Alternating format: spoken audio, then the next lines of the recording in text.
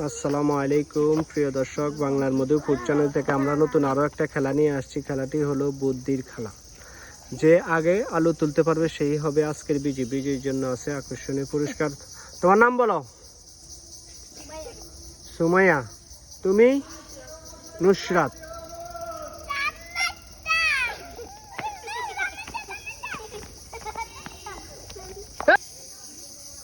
One two three.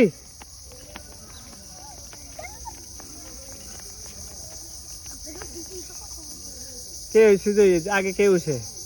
আমাদের জয়ী হয়েছে সুমাইয়া। সুমাইয়ার জন্য সবাই হাততালি জোরে। আসো সুমাইয়া, আসো দেখি